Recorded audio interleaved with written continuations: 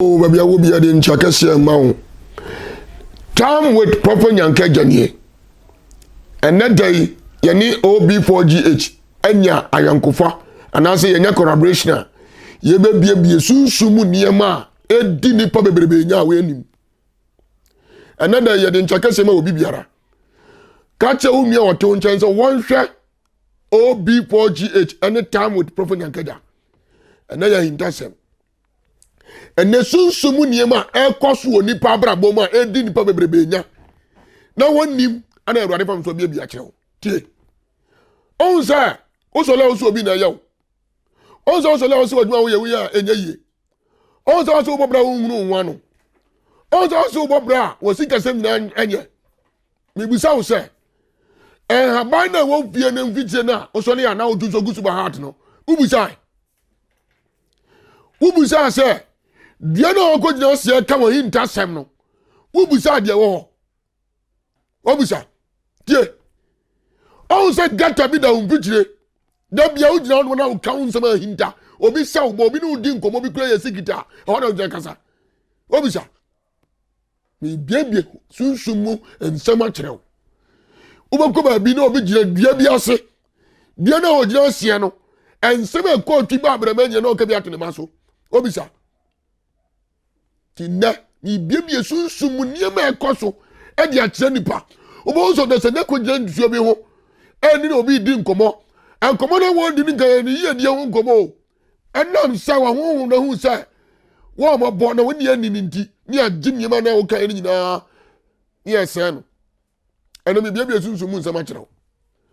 wo timi afa fia konya bi atena so efia akonya pa ye tena so di ade wo fa bi atena so se wo o mo modran se wo hwɛ de wabra wo bɛyɛ enkoma wo die yi so akonya na de atena so akonya na de afa wabisa tie me ka no kura kyɛw sɛ anema bia ne agina kansɛm anema bia ne agina di nkomo wonam kwam wo kofie wo gyan kwantanan so wo kan sɛm ya hintasɛm ya obi unu obi di nkomo ya wo hintasɛm kwantanan tumi wo ho anamo wa namu tumi wom tianie ekwaye faso no tumi wom me kan kra chew ba bia obegina biara hunu sa ne ba bia ne di nkomo enso nkomo edo so nti owo de obra boye sabra na uye Prophet Nyanka Agya wo life aye intasem na Awurade fam so mo tianie ba bia wo bia Sunsum ma intasem o hwa ma me ga de mi jo obia papa ya de tue dwaye ko tue dwaye no pa ni kuro ye na de mo ne kasa o status o tue dwaye o na so kasa o buru kuru nua tianie aye intasem o buru kuru nua because dia o ne ye ni nyina ye nua o buru ni nua adwaye ye gina dware yanka ye intasem ho adwaye ye dware baby jaria ensio trefa aya agaya hunsio fa ye no ka hindasem tianie mesi netie sunsumu nsam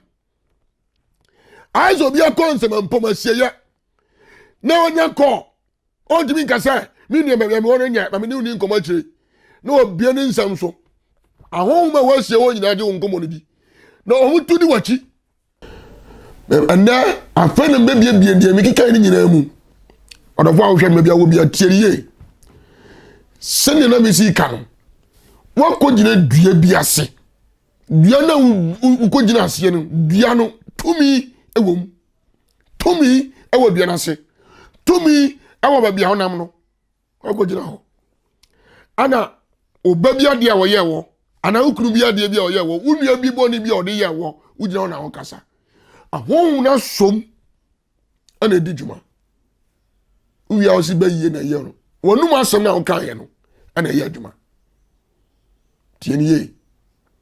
me kaise sunsum ya situmi wo ho a medika me ye odivu a mi kira usi a mi kira umre mi kira umra mi kira nisie tieniye say na me kokasa unam kwantana so a enka intasem anasensema obi ni wudi komo na ya intasem so asa fra obi a onim no ka kenza onhwe enne de Prophet Nyanka Agya wo cheche sunsum mu niema tie ni ye wa haban bi wo ho a e wo mfikyire ba bia bi wo ho uba unse odo na aka na aka atwom odazani ko gina wonu obi nsoguso wabrabo na wo mu no o se wabrabo na wo se no tie tumi wo habani nuam tumi e wo habani nuam tumi e wo habani nuam tie ni ye me se akonya yetena so e man de aduane no tumi wo e kare na achiro tie ni e pa enu ndi enye ba bia ne yetena sisi yetena sia ye kasa ye wonsami wo ho a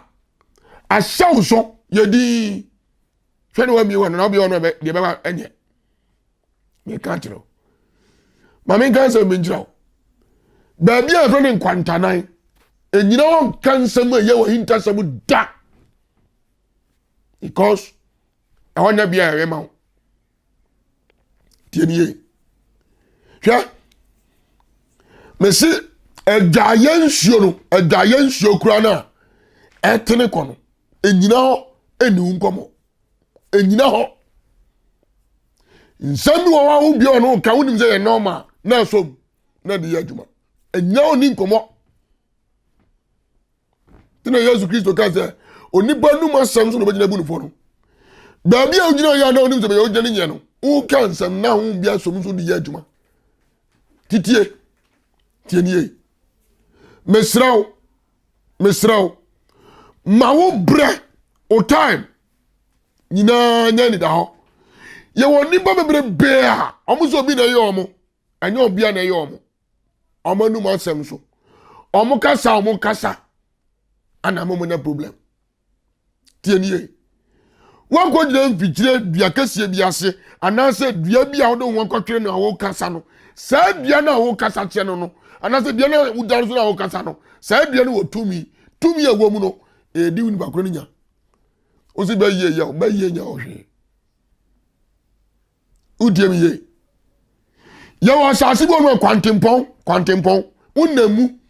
na obi ayɛ wadeɛ bi na ɛyɛ wo yɛ na wo ka ahoma ɛwɔ kwan no mu yɛsom na tie sawo ne me uhwe me sabre wuntimi ne unua bi ehia ne munya problem kakra bi wunje ba bia so wo hwɛn na abahu Ghana mra kura hwɛn na abahu yetimi de giu ɛkyew ahoma ɛwɔ wiase sumu ɔmo som de didwuma me fa kwana we se so kasa kyerɛ me nua bi a wo hwɛ me ɛnyɛ nsɛm bia na sɛ obi wa no de ka yemi ano kasa enye de tie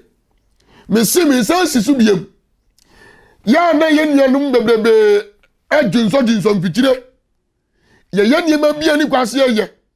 ye wa hanom Ghana ha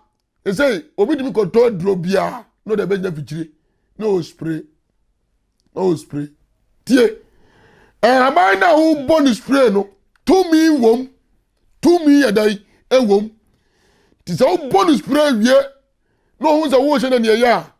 wo so se wabrabo tienie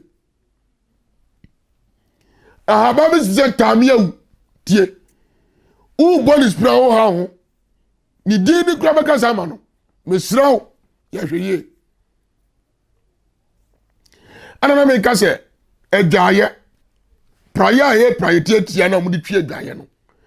woni ukuro na se wonua bia na wo ba bia nya kasa kakra bi o tue gyaye no na so de kasa amwa wo saw ba na dachi misraw yenhwe ye no kasa ye ewo ani nuanum ye nuanum ani e ma na ye kuro no ntem because dia wonim no obi nim ba biara wo sase su biara no tumi ye adwa ho tie yenhwe ye kasa ye ya no asem obi ano asam atonum di asema no obia no asam ede no me aba no so obia no asam ede n'adwuma sɛ yɛ aba tie nie mi tufu na no pɛ sunsum pam enima ehu ewo wiase mame ganza me ngira obia wo pie bim madwaye ewo fitire adwaye ne wo fitire ana wo dware na adwaye ne wo fitire ne ye mo so apata wo si nipa no wo fie ono de obi ahu mara ho be wo wiem no so hu de omo ye bozo aware wo sew ne ma tieniye eni kwanse huhum bi huho so be bia ye jeja yangu ene ye nuanu ma bi siesie ho a ya ho siesie kura chesa hom fi emra ya bra bom me ka che wa maka se boni a che wa na mi nya time ma me ni udi nkomo sunsum pam ya wa ho be bra omo na mframam ebi na mfam ebi so wa chew ebi wa che dan entiza wo se wo ya de de asia nipa ono be de wo hu tie ni ye wa ho bi wo ho a omo na hwe wiem ano mutiri hwe fom sa ho we bi bibiere wo sa asisu bi ansie no endi de oni sie no no wo wako jina nsuo hu se wo kwakwa ya de wo twam ana obi afrewo twe ho kwa akiri ne ko je ba bi ahohom ni nie ka se bi nie me be nam ne nye miduru bi obefrewo o se ne de bi o kasa ana abufu aba hwe yawa o de kasa ye ahohom na so omo di unya nya omo sori tiawo ye me kan so ati ase tie nie mesrawo nye bi bia na ye ba ye o wonum nsam bi asara ja oba bi wonum nsam bi etia ukura djuma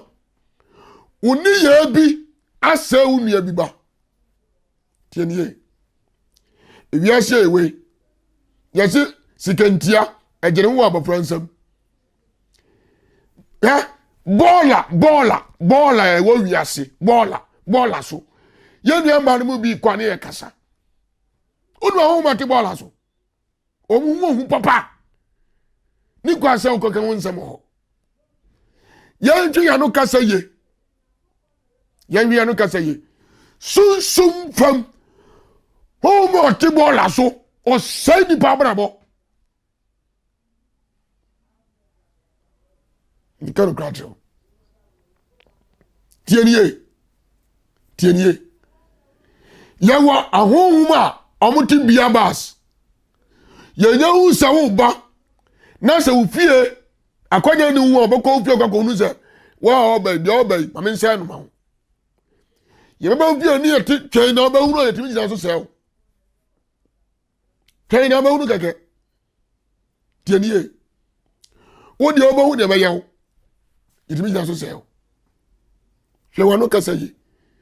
yemma no kurasam ensema eda empiemfri yanum tienie enye obi na ye o wonum nsam so sunsum mi anam wiase etie wonum nsam no wanyina so sel so ba jenia asam bia obeka no ye wa honhom mu di so ande ye bia obeda na die ye wa honhom mu di so sunsum fam tieni pa time with Prophet Nyanka Agya and OB4GH ye bia hintasam so ensema hinta nipa nim aso ye bie ye wa haba bia ye very come from tikro tie odu so gusu pa na so de tia ya ni so nguso anytime ya wu ani police ba kata bibi so oja pade so ya ni so nguso me ka chewa sama kanse ba che wo tie ani ba bia de zo ujina e kasa ani ba bia ani edi nkomo obo zo mi tare body ho no kanse ma kase body ni tubi wo body na sia no ko ankura no tumi ho ene obi na zo gyina kasa tie hwene ye bekyerɛkyerɛ mu na obabu sase na menso me da kura na saa de ye da me fi atinya afiri so akɔ tie ne ye o hwa number no guso number no me manager e number guso me number nso guso bi number me nso na guso no emu bia obafre bia no obenya Prophet Nyanka Agya ana wo obabu sase me nya bi nti dia na me ya e ma me nya bi dia zo hunu se ni kwa zo gyina ba bia eyi wo ni ba bia ne zo gyina so e kasa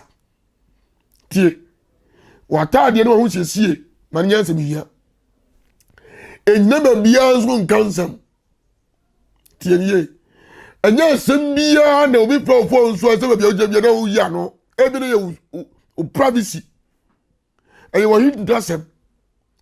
mo na ho kana hu wo a yetimi so editi aware wo tie ye obi adi nkomo keke oni nkomo die keke na ko twi sa hu ne bra no obi nkomo die obi ne nkyerɛkyerɛ hu bi a ɔyɛyɛ ɛwɔ baabi ani kwazo ogyina yɛ saa nneɛma no ana de saa ne bra no obi so de ojansuo kra na adwonso okutunsuo ana adwonso na hu no ne kondo no tie ye me ka no kra kyerɛ me ka de ye pa na kyerɛ so betie mi no fa beboa because me nyame difu a Erwadi ba mi hunu sunsum mu ahintasem na wama me hu anyema e bi sia no wama me tomi a me di sia no manipa me kirawo de ye me kirawo mra me kirawo ni sie tienie anu di zawo hwɛ me a hwɛniye ze bi nto wo a ma woni na ho ye tu vo no afa me pesa wo ti ase ana se wo bi nso a wo problem wo ho a bo modern fa number na egu TV nso no number mi enso na egu so no emu bia ba fra bia no nso be kame tie nie sane be ya o problem no atobetwa fra number no enyina be bia no nso enyina be bia ni nkomo bia keke